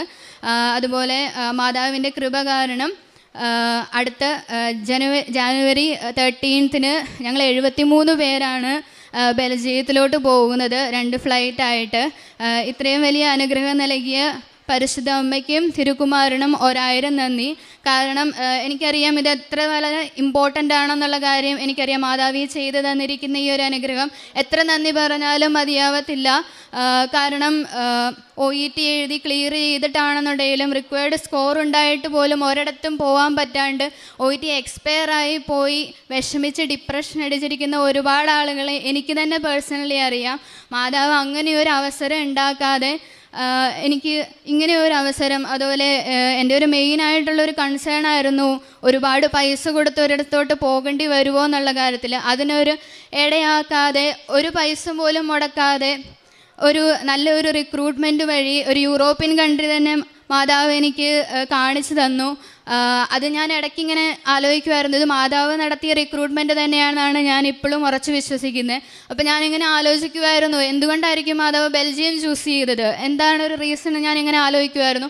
അതിനുള്ള ഉത്തരം എനിക്ക് ഇവിടുന്ന് തന്നെയാണ് കിട്ടിയത്. ഞാനവിടെ വെഞ്ചരിച്ച നേർച്ച വസ്തുക്കൾ വാങ്ങാനായിട്ട് നിന്നപ്പം അവിടെ മുകളിലുള്ള ബോർഡും കാര്യങ്ങളൊക്കെ വായിച്ചു നോക്കിയായിരുന്നു. ഇവിടെ മാതാവ് പല സ്ഥലങ്ങളിൽ പ്രത്യക്ഷപ്പെട്ടതിൻ്റെ അവിടെ ഡീറ്റെയിൽസ് എഴുതി വെച്ചിട്ടുണ്ടായിരുന്നു. അപ്പം ഞാൻ അതിനകത്ത് കണ്ടു ബെൽജിയത്തിൽ 2 തവണ മാതാവ് പ്രത്യക്ഷപ്പെട്ടിട്ടുണ്ട്. അതുപോലെ ബെൽജിയത്തിൻ്റെ തൊട്ടടുത്തുള്ള അടുത്ത കൺട്രിയാണ് ഫ്രാൻസ് എന്ന് പറയുന്നത്, അവിടെ 6 വട്ടം മാതാവ് പ്രത്യക്ഷപ്പെട്ടിട്ടുള്ളതാണ്. അപ്പോൾ എനിക്കൊരു ആൻസർ കിട്ടി. മാതാവിൻ്റെ ഏറ്റവും കൂടുതൽ പ്രസൻസ് ഉള്ള ഒരു സ്ഥലത്തോട്ട് തന്നെയാണ് പോകുന്നതെന്ന് എനിക്ക് ഉറപ്പായി. അതിലെനിക്ക് ഒരുപാട് സന്തോഷമുണ്ടായിരുന്നു. അതുപോലെ ഈ കഴിഞ്ഞ ഡിസംബറിലും ഈ ഡിസംബറിലും മാതാവ് എനിക്ക് വലിയ 2 ഗിഫ്റ്റുകളാണ് ക്രിസ്മസ് ഗിഫ്റ്റായിട്ട് തന്നത്. അതുകൊണ്ട് ഞാൻ എൻ്റെ ഈ സാക്ഷ്യം ഞാൻ മാതാവിനുള്ള എൻ്റെ റിട്ടേൺ ഗിഫ്റ്റായിട്ട് ഞാൻ സമർപ്പിക്കുകയാണ്. അതുപോലെ ഞാനാണെന്ന് ഉടമ്പടി എടുത്തതിന് ശേഷം എൻ്റെ ആത്മീയ ജീവിതത്തിലുണ്ടായ മാറ്റങ്ങളെന്ന് പറയാൻ, ഞാൻ പണ്ടാണെന്നുണ്ടെങ്കിൽ ഭയങ്കരമായിട്ട് പെട്ടെന്ന് എനിക്ക് ദേഷ്യം വരുമായിരുന്നു. ചെറിയ എന്തെങ്കിലും കാര്യങ്ങൾ വരുമ്പോൾ തന്നെ ഞാൻ പെട്ടെന്ന് ഇറിറ്റേറ്റഡ് ആവുമായിരുന്നു. പക്ഷെ ഉടമ്പടി എടുത്തതിന് ശേഷം അതൊരുപാട് കൺട്രോൾ ചെയ്യാനായിട്ട് പറ്റുന്നുണ്ടായിരുന്നു. അതുപോലെ ഇപ്പം നമ്മളോട് എന്തെങ്കിലും മോശമായിട്ട് പെരുമാറുന്നവരുടെ നേരത്തെ ആയിരുന്നുണ്ടെങ്കിൽ എനിക്ക് അവരെ പിന്നെ കാണുന്ന പോലെ എനിക്ക് ഭയങ്കര ദേഷ്യമായിരുന്നു. അത് ഭയങ്കര വെറുപ്പുള്ള കാര്യമായിരുന്നു. പക്ഷേ ഇപ്പം നമ്മളോട് എന്തെങ്കിലും മോശമായിട്ട് ചെയ്യുന്നവരോട് പോലും പെട്ടെന്ന് ക്ഷമിക്കാനും അത് മറക്കാനുമായിട്ടുള്ള പ്രത്യേക ഒരു കഴിവ് എനിക്ക് ഉടമ്പടിയിലൂടെ ലഭിച്ചു. പിന്നെ എന്തൊരു കാര്യം ചെയ്യുമ്പോഴാണെന്നുണ്ടെങ്കിലും ഒരു ഇൻവിസിബിൾ ആയിട്ടുള്ള ഒരു ഗൈഡൻസ് എനിക്ക് കിട്ടുന്നുണ്ട്. ഓരോ കാര്യം ചെയ്യാൻ പോകുമ്പോഴും നീ അത് ചെയ്യുമ്പോഴായിരിക്കും കൂടുതൽ ബെറ്റർ. ഒരു മോശമായിട്ടുള്ളൊരു കാര്യത്തിലോട്ട് പോകുമ്പോഴത്തേക്കും ഉള്ളിൽ നിന്ന് ഒരാളിങ്ങനെ പറഞ്ഞു തരുന്ന പോലെ തോന്നും, അത് വേണ്ട, ഇത് ചെയ്യണ്ട, നീ മറ്റേത് ചെയ്താൽ മതി. അങ്ങനെ ഒരു ഇൻവിസിബിൾ ആയിട്ടുള്ളൊരു ഗൈഡൻസ് എനിക്ക് ഒരുപാട് ഫീൽ ചെയ്യുന്നുണ്ട്. അതുപോലെ ബൈബിള് നന്നായിട്ട് വായിക്കാൻ പറ്റുന്നുണ്ടായിരുന്നു. ഞാൻ പുതിയ നിയമം ഫുള്ള് വായിച്ചു. ഇനി പഴയ നിയമം ഇപ്പം കണ്ടിന്യൂസ് വായിച്ചുകൊണ്ടിരിക്കുകയാണ്. അതുപോലെ എല്ലാ ദിവസവും പള്ളിയിൽ പോകാൻ പറ്റുന്നുണ്ട്. കുമ്പസാരമാണെന്നുണ്ടെങ്കിൽ റെഗുലറായിട്ട് എല്ലാം കണ്ടിന്യൂ ചെയ്യുന്നുണ്ടായിരുന്നു. അതുപോലെ കാരുണ്യപ്രവർത്തികളായിട്ട് ഞാൻ ചെയ്തുകൊണ്ടിരുന്നത് പത്രം വാങ്ങി, ഞാൻ OET പഠിച്ചുകൊണ്ടിരുന്നത് ആലുവയിലായിരുന്നു. അപ്പം ആലുവ അടുത്ത് തന്നെയാണ് ഗവൺമെൻറ് ഹോസ്പിറ്റൽ.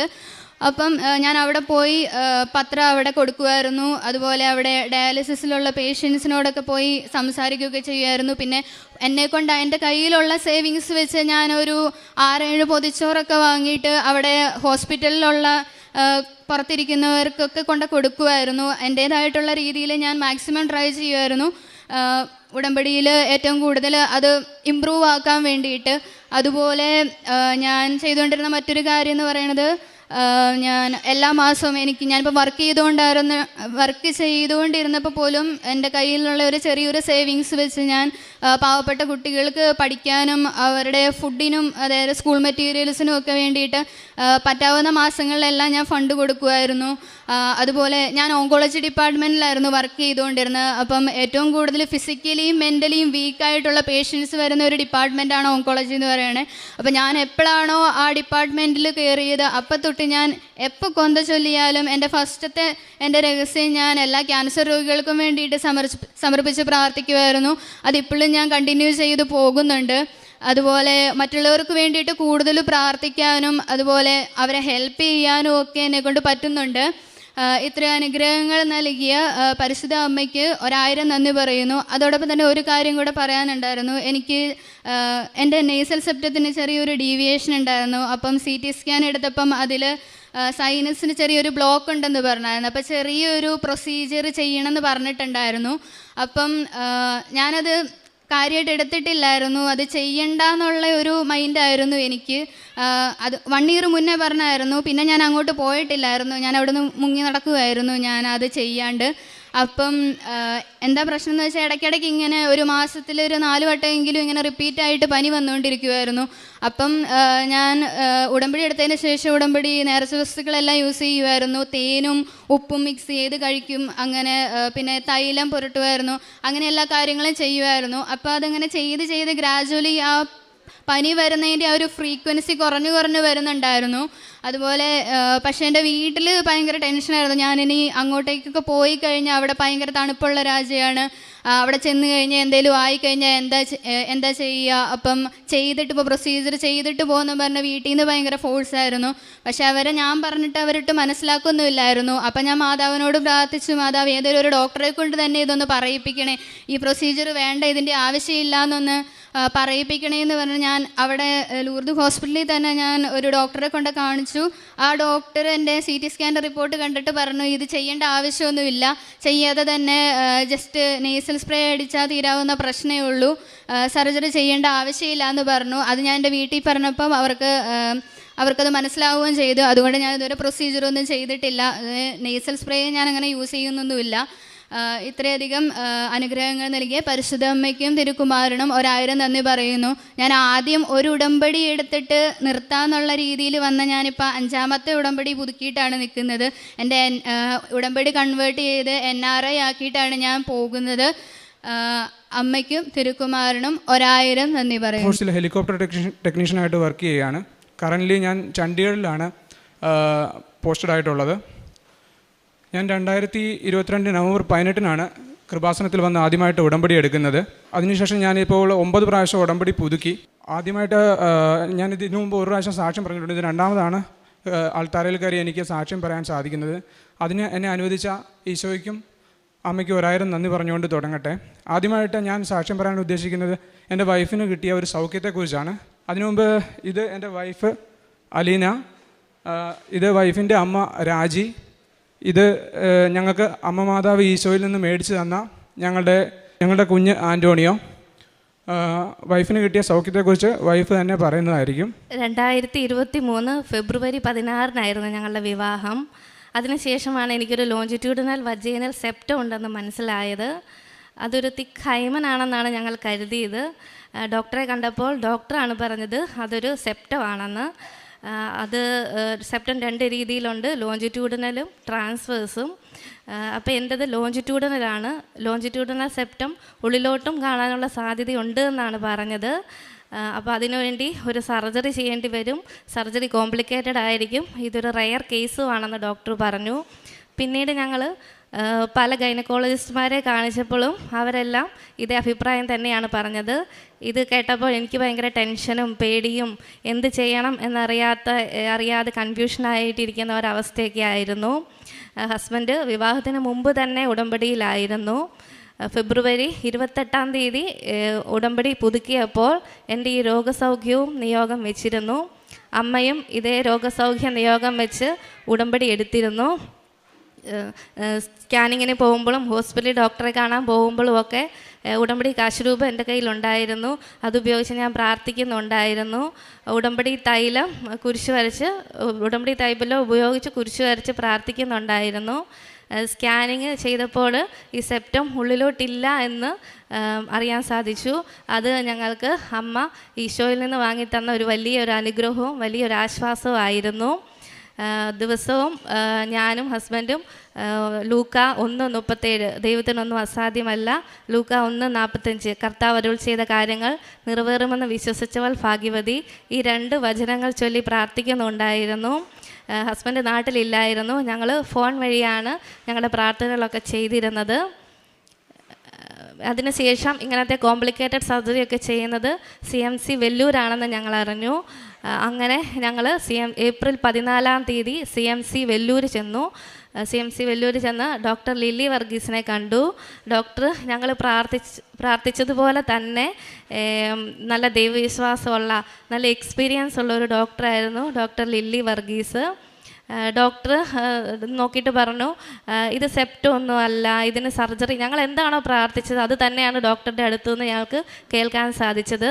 ഇത് സെപ്റ്റം ഒന്നും അല്ല, ഇതിന് സർജറിയുടെ ഒന്നും ആവശ്യമില്ല, ഇത് ഒരു ത്രെഡ് ചെയ്യുന്ന വേദന. അപ്പം ഞാൻ ചോദിച്ചു ഇത് അപ്പം വേദന എടുക്കുകയല്ലേ എന്നൊക്കെ ചോദിച്ചു. അപ്പോൾ ഡോക്ടർ പറഞ്ഞു ഇല്ല, ഒരു ത്രെഡ് ചെയ്യുന്ന വേദന എടുക്കുകയുള്ളൂ, ഇത് ഞാൻ ക്ലിയർ ചെയ്ത് തരാം, സർജറിയുടെ ഒന്നും ആവശ്യമില്ല, ലോക്കൽ അനസ്തേഷ്യയുടെ ഒന്നും ആവശ്യമില്ല എന്ന് പറഞ്ഞു. അതിനുശേഷം ഡോക്ടർ പറഞ്ഞു പിറ്റേ ദിവസം ഏപ്രിൽ 15 ഹോസ്പിറ്റലിൽ വരാൻ പറഞ്ഞു. അന്ന് ഓപ്പറേഷൻ OP ഡേ അല്ലാഞ്ഞിട്ട് പോലും ഡോക്ടർ ഒരു ദൈവിക ഇടപെടൽ എന്നോണം ഡോക്ടർ രാവിലെ ഞങ്ങളോട് ചെല്ലാൻ പറഞ്ഞു. അങ്ങനെ ഞങ്ങൾ ഏപ്രിൽ 15 രാവിലെ ഹോസ്പിറ്റലിൽ വീണ്ടും ചെന്നു.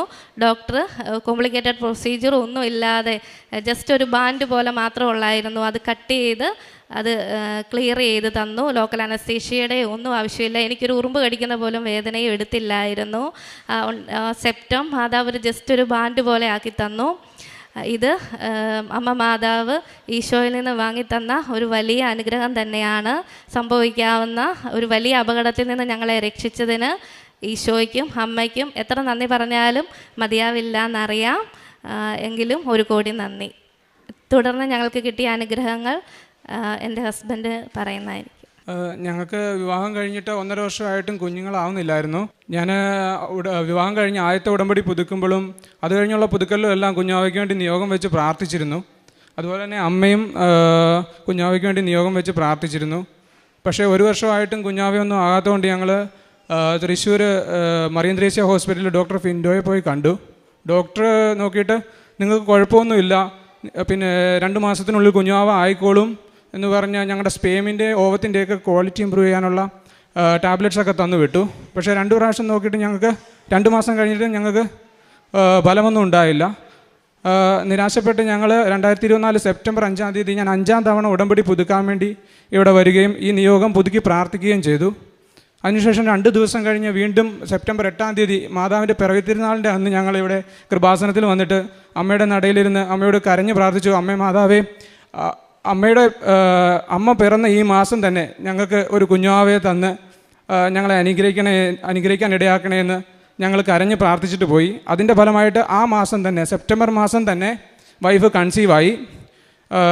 അതുവരെ ഞങ്ങളിങ്ങനെ പ്രഗ്നൻസി കാർഡ് ടെസ്റ്റ് ചെയ്യുമ്പോൾ ഓരോ മാസവും പ്രതീക്ഷയോടെ ഞങ്ങൾ നോക്കുമായിരുന്നു. പക്ഷേ ഡബിൾ മാർക്ക് ഞങ്ങൾക്ക് കാണാൻ സാധിച്ചില്ല. ഓരോ പ്രാവശ്യം ടെസ്റ്റ് ചെയ്യുമ്പോഴും റിസൾട്ട് നെഗറ്റീവ് ആയിരുന്നുകൊണ്ട് ഞങ്ങൾക്ക് ഭയങ്കര നിരാശയായിരുന്നു. ആ പ്രാവശ്യം ആദ്യമായിട്ട് ഞങ്ങൾക്ക് കാർഡിൽ ഡബിൾ മാർക്ക് കാണാൻ ഇടയായതുകൊണ്ട് ഞങ്ങൾ ഒരുപാട് സന്തോഷിച്ചു. അന്ന് ഞങ്ങൾ അനുഭവിച്ച സന്തോഷം എത്ര പറഞ്ഞറിയിക്കാനും പറ്റാത്തതാണ്. അങ്ങനെ ഞങ്ങൾ ആദ്യത്തെ 3 മാസത്തെ സ്കാനിങ്ങിൽ ഞങ്ങൾക്ക് എസ്റ്റിമേറ്റഡ് ഡെലിവറി ഡേറ്റ് ജൂൺ 15 കിട്ടിയത്.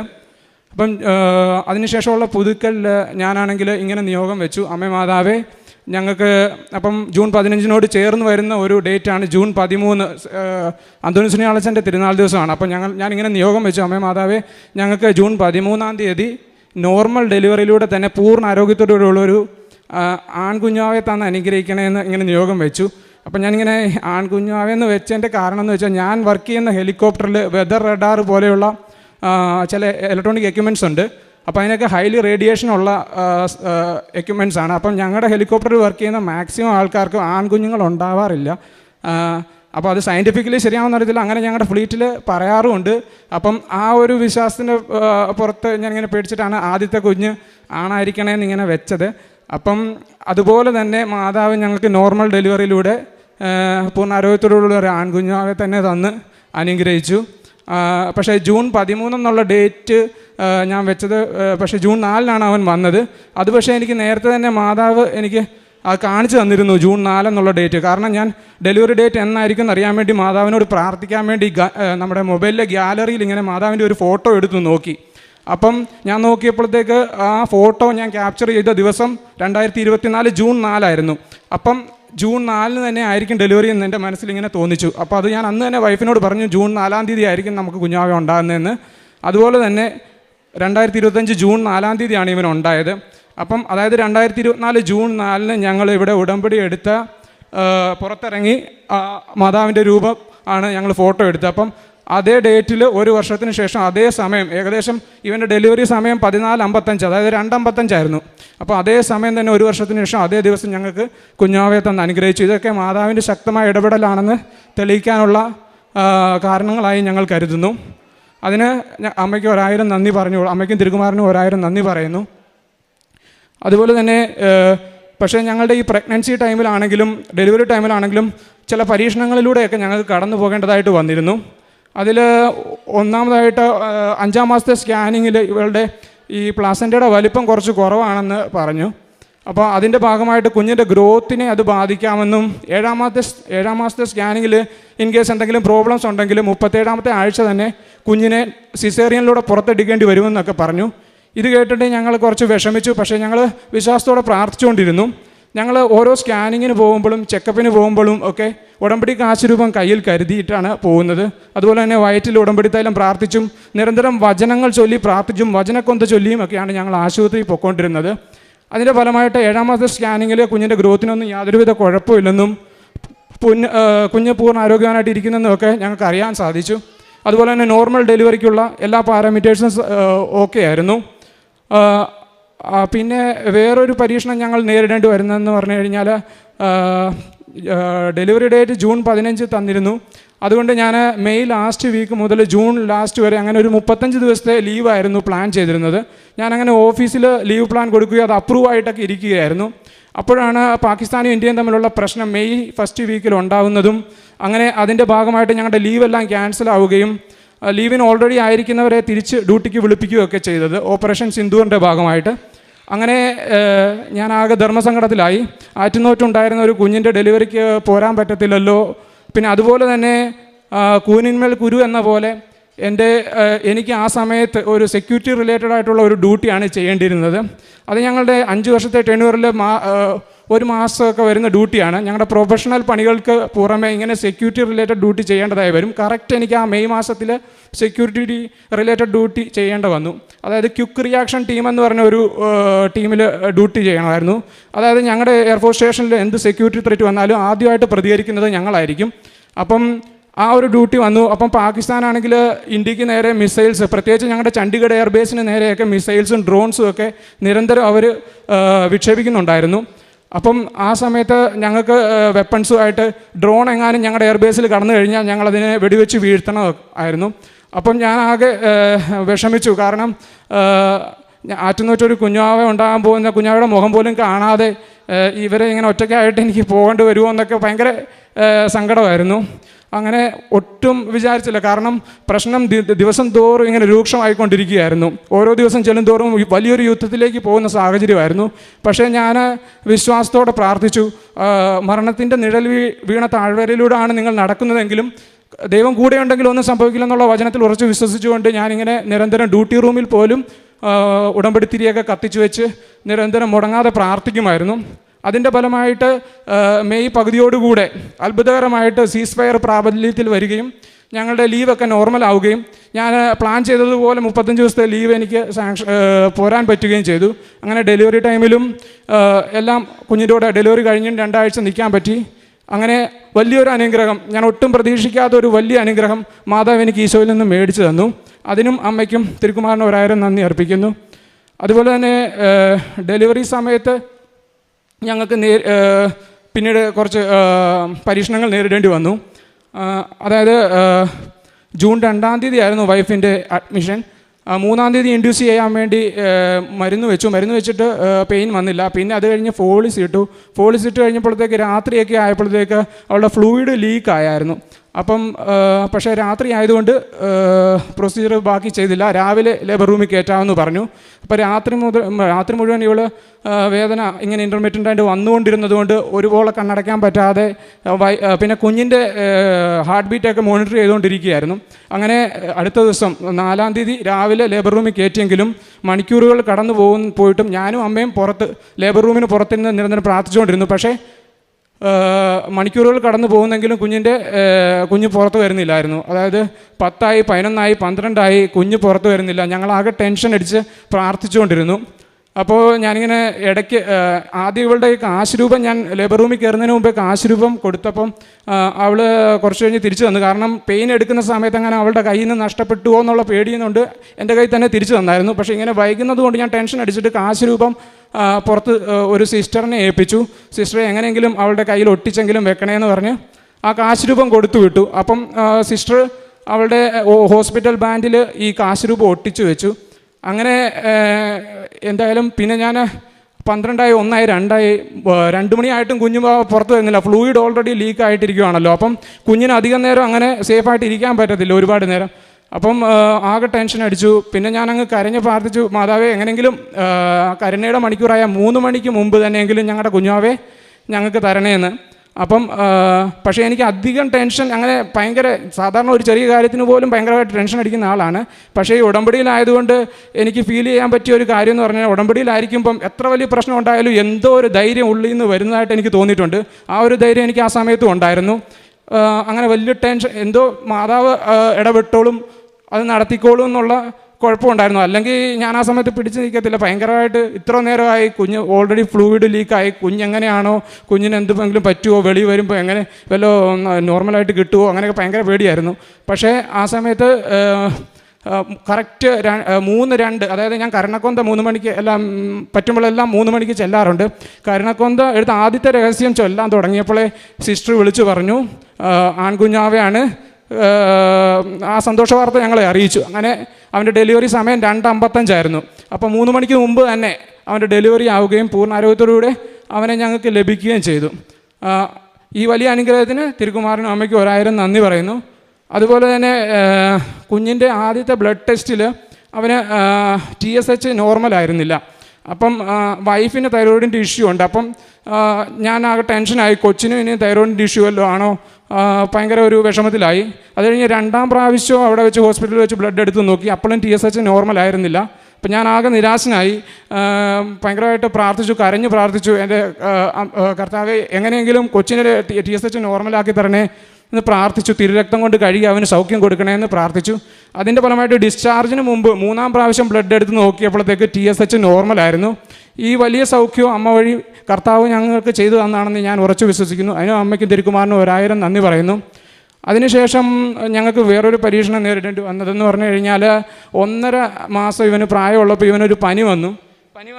പനി വന്നതിന് ശേഷം ഇവനെ പീഡിയാട്രിഷനെ കാണിച്ചപ്പോൾ പുള്ളി ഇങ്ങനെ തലയിൽ ഇങ്ങനെ കൈവച്ചിട്ട് നോക്കിയപ്പം പറഞ്ഞു, ഇവൻ്റെ ആൻറ്റീരിയർ ഫോണ്ടിനുള്ള ഗ്യാപ്പ് കുറച്ച് കുറവാണ്, MRI ചിലപ്പോൾ ചെയ്യേണ്ടി വരും, സർജറി വേണ്ടി വരും എന്നൊക്കെ പറഞ്ഞു. ഇത് കേട്ടപ്പോൾ ഞങ്ങൾ ആകെ തകർന്നു പോയി. ഞങ്ങൾ ഭയങ്കരമായിട്ട് കരഞ്ഞ് പ്രാർത്ഥിച്ചു. പക്ഷെ എനിക്ക് തോന്നുന്നു ഞാൻ ഡെലിവറിയൊക്കെ കഴിഞ്ഞ് ഞങ്ങൾ കുറച്ച് ഉടമ്പടി ഉഴപ്പുമൊക്കെ ചെയ്തു. കാര്യം സാധിച്ചു കഴിയുമ്പോഴത്തേക്ക് കുറച്ച് ഉഴപ്പുന്ന ഒരു ആ രീതിയിലായിപ്പോയി. അത് പിന്നെ ഞങ്ങൾ തമ്മിൽ കുറച്ച് വഴക്കൊക്കെ, ഉറക്കവും ശരിയാകാത്ത കൊണ്ടാണോ എന്താണെന്നറിയാം, പിന്നെ വഴക്കുമൊക്കെ ഉണ്ടായി, പ്രാർത്ഥനയൊക്കെ ഉഴപ്പി. അതുകൊണ്ടാണ് ഞങ്ങളെല്ലാ ദിവസവും ഇവന് വേണ്ടി പ്രാർത്ഥിച്ചുകൊണ്ടൊക്കെ ഇരുന്നേ. അപ്പം അവന് വേണ്ടി പ്രാർത്ഥിക്കാതൊക്കെ ആയതുകൊണ്ട് ഇങ്ങനൊരു പരീക്ഷണം തന്നെന്ന് ഞാൻ വിചാരിക്കുന്നു. അപ്പം പെട്ടെന്ന് ഞങ്ങൾ ശരിക്കും പിന്നെ തിരിച്ച് പ്രാർത്ഥിക്കാൻ തുടങ്ങി, ഭയങ്കരമായിട്ട് പ്രാർത്ഥിച്ചു. അതിൻ്റെ ഫലമായിട്ട് 2ാമത്തെ പ്രാവശ്യം വേറൊരു പീഡിയാട്രിഷനെ കാണിച്ചപ്പോൾ ഗ്യാപ്പൊക്കെ ആവശ്യത്തിനുണ്ട്, ഇതിന് സർജറിയുടെ ഒന്നും ആവശ്യമില്ല, യാതൊരു കുഴപ്പമില്ല, കുഞ്ഞിനൊരു കുഴപ്പമില്ല, MRI വേണ്ട, ഒന്നും വേണ്ട എന്ന് പറഞ്ഞു. ഇതും അമ്മ കർത്താവ് വഴി ഞങ്ങൾക്ക് നേടിത്തന്ന ഒരു വലിയ അനുഗ്രഹം. ഞങ്ങളുടെ ജീവൻ തന്നെ തിരിച്ചു കിട്ടിയതുപോലെ ഞങ്ങൾ ആറ്റുനോറ്റവും ഉണ്ടായൊരു കൊച്ചിന് ഇങ്ങനൊരു പ്രശ്നം, അതായത് ഈ സർജറി കൊച്ചിന് ചെയ്യണമെന്നൊക്കെ പറയുമ്പോൾ നമ്മൾ അനുഭവിക്കുന്ന വേദന അത് പറഞ്ഞറിയിക്കാൻ പറ്റത്തില്ല. കാരണം ഈ സ്നേഹം കൊച്ചുങ്ങൾക്ക് ഉണ്ടാകുമ്പോൾ ആ ഒരു അതായത് അപ്പോഴാണ് എനിക്ക് ഒരു കാര്യം മനസ്സിലായത്, ഈ ഈശോയോട് പിതാവായ ദൈവത്തിനുള്ള സ്നേഹം, ഈശോ അനുഭവിച്ച ആ പീഡകളുടെയൊക്കെ വിലയൊക്കെ എനിക്ക് മനസ്സിലായി. കാരണം അവൻ്റെ ദേഹത്ത് സർജറി എന്ന് പറഞ്ഞപ്പോൾ എനിക്ക് റിയൽ ആ ഒരു പെയിൻ മനസ്സിലാക്കാൻ സാധിച്ചു. ആകെ തകർന്നു പോയ അവസ്ഥയിൽ നിന്നും അമ്മ മാതാവ് ഞങ്ങളെ കരകയറ്റി. ഇത്രയധികം നന്മകൾ ഞങ്ങൾക്ക് ചെയ്തു തന്നതിന് അമ്മ മാതാവിനും ഈശോയ്ക്കും 1000 നന്ദി പറഞ്ഞുകൊള്ളുന്നു. കാരുണ്യ പ്രവൃത്തിയായിട്ട് ഞാൻ ചെയ്തുകൊണ്ടിരുന്നതെന്ന് പറഞ്ഞു കഴിഞ്ഞാൽ, ഇപ്പോൾ ചണ്ഡീഗഡ് ആയതുകൊണ്ട് അവിടെ mother Teresa charitable sisters mother Teresa sisters നടത്തുന്ന ചാരിറ്റബിൾ സൊസൈറ്റി ഉണ്ട്. അവിടെ മെൻ്റലി ഹാൻഡിക്യാപ്ഡ് ആയിട്ടുള്ള, ഫിസിക്കലി ഹാൻഡിക്യാപ്ഡ് ആയിട്ടുള്ള ആൾക്കാരൊക്കെ ഉണ്ട്. അപ്പോൾ അവിടെ ഞാൻ സാധിക്കുമ്പോഴെല്ലാം പോകാറുണ്ട്, അവരുമായിട്ട് സമയം ചെലവഴിക്കാറുണ്ട്. പിന്നെ അവർക്ക് വേണ്ട ഭൗതികമായിട്ടുള്ള സഹായങ്ങളൊക്കെ ചെയ്തു കൊടുക്കാറുണ്ട്. അതുപോലെ തന്നെ ചണ്ഡീഗഡിൽ നമ്മുടെ ഞങ്ങളുടെ സീറോ മലബാർ മലയാളം കുർബാന ഒക്കെയുള്ള പള്ളിയുണ്ട്. അപ്പം ദിവസവും എനിക്ക് ഡ്യൂട്ടി ഇല്ലാത്തപ്പോഴൊക്കെ കുർബാനയ്ക്ക് പോകാൻ പറ്റുന്നുണ്ട്. ദിവസവും വൈകിട്ട് കുർബാനയുണ്ട്, നമ്മുടെ മലയാളം കുർബാനയുണ്ട്. അതുപോലെ തന്നെ അച്ഛന്മാരാണെങ്കിലും ഇഷ്ടംപോലെ മലയാളി അച്ഛന്മാരുണ്ട്. അപ്പം ആത്മീയമായിട്ടുള്ള എല്ലാ കാര്യങ്ങൾക്കും അവിടെ നല്ല സൗകര്യമുണ്ട്. പിന്നെ പള്ളിയിൽ വരുന്ന അനാഥനായിട്ടുള്ള ഒരു വ്യക്തിക്ക് ഞാനാണെങ്കിൽ പുള്ളിക്ക് ആവശ്യമായിട്ടുള്ള സാധനങ്ങളൊക്കെ മേടിച്ചു കൊടുക്കാറുണ്ട്. വിൻ്ററൊക്കെ വന്നപ്പം കമ്പിളിയാണെങ്കിലും സ്വെറ്ററാണെങ്കിലും അങ്ങനത്തെ കാര്യങ്ങളൊക്കെ പുള്ളിക്ക് മേടിച്ചു കൊടുത്തിട്ടുണ്ട്. പിന്നെ പ്രേക്ഷിത പ്രവർത്തനമായിട്ട് ഹിന്ദി പത്രവും ഇംഗ്ലീഷ് പത്രമൊക്കെ മേടിച്ചു കൊടുത്ത് അവിടങ്ങളിലെ പള്ളികളിലും പിന്നെ മെഡിക്കൽ കോളേജിൽ പോയിട്ട് അവിടുത്തെ രോഗികൾക്കൊക്കെ എനിക്ക് കിട്ടിയ ഈ അനുഗ്രഹങ്ങളെക്കുറിച്ചൊക്കെ പറഞ്ഞുകൊണ്ട് തന്നെ അവർക്കെല്ലാം കൃപാസനത്തെ പരിചയപ്പെടുത്തിക്കൊണ്ടും ലൈറ്റ് ക്യാൻഡിൽ പ്രയറിനെ കുറിച്ച് പറഞ്ഞു കൊടുത്തുകൊണ്ടും അവർക്ക് ഈ പത്രമൊക്കെ കൊടുക്കാറുണ്ട്. ഇത്രയൊക്കെയാണ് ഞാൻ ചെയ്യുന്ന പ്രേക്ഷിത പ്രവർത്തനങ്ങൾ. ചെറുതും വലുതുമായിട്ട് ഒട്ടനവധി അനുഗ്രഹങ്ങൾ ഇതുകൂടാതെ ഞങ്ങളുടെ ജീവിതത്തിൽ തരുന്നുണ്ട്. ഓരോ ദിവസം ചെറിയ ചെറിയ കാര്യങ്ങൾ പറഞ്ഞാൽ പോലും അമ്മയെ വിളിച്ച് അത് ചെയ്ത് കഴിയുമ്പോൾ അതെല്ലാം ഓക്കെ ആകാറുണ്ട്. ഇപ്പോൾ ഉദാഹരണത്തിന് ട്രാഫിക്കിൽ ചണ്ഡീഗഡിലൊക്കെ സിഗ്നൽ ഇഷ്ടം പോലെ ഉണ്ട്. ഒരു ട്രാഫിക്കിൽ എനിക്ക് ഡ്യൂട്ടിക്ക് പോകുമ്പോൾ സമയം പെട്ടെന്ന് കുറവാണെങ്കിൽ അപ്പം പോലും മാതാവിനെ വിളിച്ചിട്ട് പോകുമ്പോൾ ട്രാഫിക്കെല്ലാം എനിക്ക് ക്ലിയറായി കിട്ടാറുണ്ട്. അങ്ങനെ ഒരുപാട് അനുഗ്രഹങ്ങൾ ചെയ്ത് തന്ന അമ്മയ്ക്കും തിരുക്കുമാറിനും 1000 നന്ദി അർപ്പിച്ചുകൊണ്ട് നിർത്തുന്നു. യേശുവെ സ്തോത്രം, യേശുവെ നന്ദി. പോൾ പള്ളിക്കൽ, ഇതെൻ്റെ ഭാര്യ സിജിമോൾ. ആദ്യം തന്നെ പരിശുദ്ധ അമ്മയ്ക്കും തിരുക്കുമാരനും കോടാനുകോടി നന്ദി. ഇവിടെ വരാൻ കഴിഞ്ഞത്, ഈ പുണ്യഭൂമിയിൽ ഒരിക്കൽ കൂടെ കാല് ചവിട്ടാനും അമ്മ പ്രത്യക്ഷപ്പെട്ട ഈ സന്നിധിയിൽ നിന്ന് സാക്ഷ്യപ്പെടുത്താനും കഴിയുന്നത് ഒരനുഗ്രഹമായിട്ട് കരുതുകയാണ്. ഒരുപാട് നന്ദി. ആദ്യമായിട്ട് ഞാൻ ഉടമ്പടി എടുക്കുന്നത് ഞാൻ ഒറ്റയ്ക്ക് വരുമ്പോഴാണ്. ഇവിടെ 2019 എൻ്റെ ഫാദർ മരിച്ചപ്പം ഞാൻ ഒറ്റയ്ക്ക് നാട്ടിൽ വന്നു.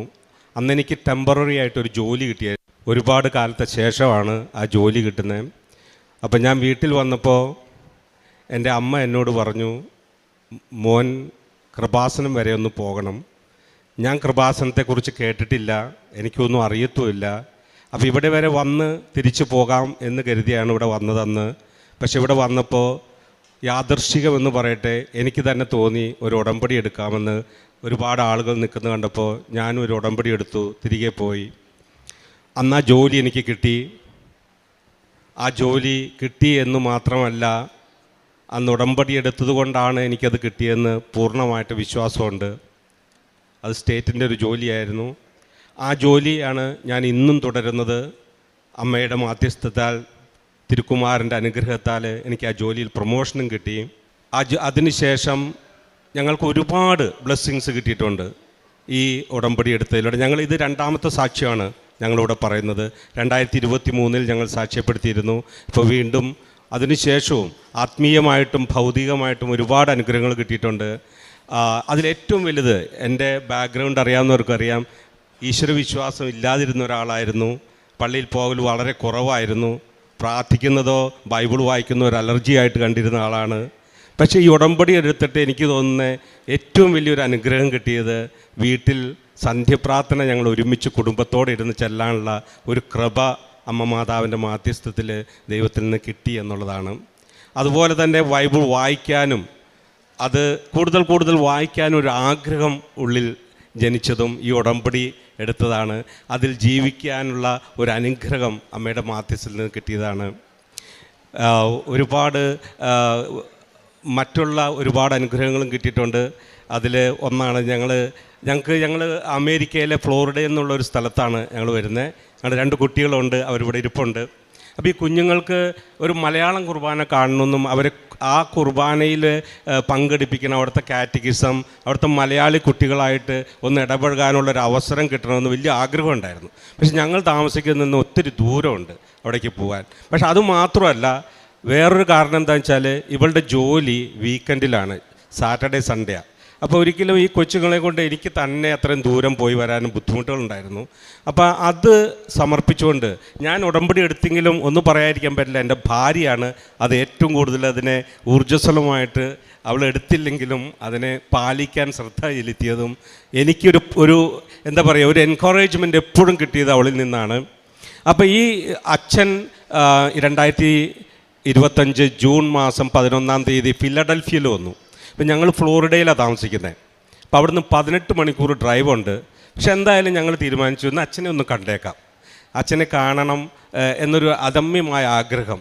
അപ്പം ഞങ്ങൾ അതിൽ വെച്ച ആ ഉടമ്പടിയിൽ വെച്ചൊരു കാര്യമാണ്, ഞങ്ങൾക്കൊരു കുർബാന കാണണം മലയാളം, ഞങ്ങളുടെ കൊച്ചുങ്ങളെയും അതിൽ പങ്കെടുപ്പിക്കണം. അപ്പം അതിനൊരു വഴി തുറന്നു തരണമെന്നായിരുന്നു. പ്രത്യേകിച്ച് അവൾക്കൊരു ജോലി മാറ്റം ആവശ്യമായിരുന്നു. അവളിപ്പോൾ നിലവിൽ ചെയ്ത് വർഷങ്ങളായിട്ട് അവളുടെ ഒരു ആഗ്രഹമാണ് വേറൊരു ജോലിയിലേക്ക് കയറണമെന്നുള്ളത്. അപ്പോൾ അവളത് ആ ഉടമ്പടിയിൽ വെച്ചു.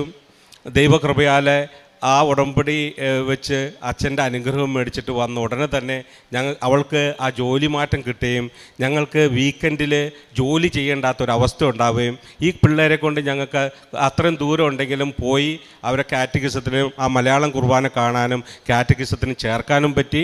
അപ്രതീക്ഷിതമായിട്ടാണെങ്കിലും ഞങ്ങൾ പല പ്രാവശ്യം റിക്വസ്റ്റ് ചെയ്തിട്ടും കിട്ടാതിരുന്ന മറ്റൊരു കാര്യമാണ്, ഒരു മലയാളം കുർബാന ഞങ്ങളുടെ വീടിൻ്റെ അടുത്തേക്ക് തന്നെ മാസത്തിലൊരിക്കൽ വരാനും ഒരു അനുഗ്രഹം കിട്ടി. അത് പെട്ടെന്നുള്ളൊരു തീരുമാനത്തിലൂടെ അങ്ങനെ ഇപ്പോൾ ഞങ്ങൾക്ക് ഒരു മലയാളം കുർബാന ഞങ്ങളുടെ വീടിനടുത്ത് തന്നെ കിട്ടുന്നുണ്ട്. പ്രത്യേകിച്ച് വീക്കെൻഡിൽ കുട്ടികളെ കൊണ്ട് പോയി അവിടെ പോയി മലയാളം കുർബാന കാണാനും കാറ്റഗിസത്തിൽ പങ്കെടുപ്പിക്കാനും കഴിയുന്നുണ്ട്. ആ ജോലി കിട്ടിയ കാര്യങ്ങളെല്ലാം എൻ്റെ ഭാര്യ കൂടുതലായിട്ട് പറയും, ഞാൻ അവൾക്ക് കൊടുക്കാം. പരിശുദ്ധ അമ്മയ്ക്കും തിരുക്കുമാനും കോടാനുകോടി നന്ദി പറയുന്നു. ആദ്യം ഞാൻ USA 20 വർഷമായിട്ട് റീഹാബിലാണ് ജോലി ചെയ്യുന്നത്. അവിടുന്ന് എനിക്ക് ഒത്തിരി ആഗ്രഹമാണ് സൺഡേകളിൽ അവധിയെടുത്ത് കുഞ്ഞുങ്ങളുടെ കൂടെ പള്ളിയിൽ പോകണം. കാരണം നമുക്ക് കിട്ടിയ വിശ്വാസം പുതിയ തലമുറയ്ക്ക് കൈമാറുക എന്നുള്ളൊരു മാതാപിതാക്കളുടെ കടമയാണ്. കർത്താവ് എനിക്കത് പറ്റുന്നില്ല എന്ന് ഞാൻ പലപ്പോഴും ഓർക്കും. പക്ഷേ അങ്ങനെ വിശ്വാസത്തോടെ ഞങ്ങൾ കഴിഞ്ഞ 2025 ജൂണിൽ അച്ഛൻ്റെ ധ്യാനം കൂടിയപ്പോൾ ഉടമ്പടി വെച്ചിരുന്നു. അപ്പോൾ ഞാൻ പലപ്പോഴും നോക്കും സൺഡേകളിലാകെ ഇല്ലാത്ത ഡയാലിസിസ് മാത്രമാണ്. അപ്പോൾ അവിടേക്ക് എനിക്കൊന്ന് മാറാൻ വേണ്ടി ഒത്തിരി ആഗ്രഹിച്ചു. അപ്പോൾ നമുക്കൊക്കെ അവിടെ റെക്കമെൻഡേഷൻ വേണം, അല്ലെങ്കിൽ എക്സ്പീരിയൻസ് വേണം, എന്തെങ്കിലും ഉണ്ടെങ്കിൽ മാത്രമേ അങ്ങനെ ജോലി മാറ്റം കിട്ടുകയുള്ളൂ. ഞാൻ പറഞ്ഞു, അമ്മയുടെ മുന്നിൽ ഞാൻ ഈ അപേക്ഷ വെച്ചേക്കുന്ന അമ്മ തന്നെ എനിക്കൊരു ജോലി കണ്ടുപിടിക്കണം. ഞാൻ ജൂണിൽ റെസ്യൂമിയൊക്കെ റെഡിയാക്കി ജൂലൈയിൽ ഞാൻ ഇടുന്നു.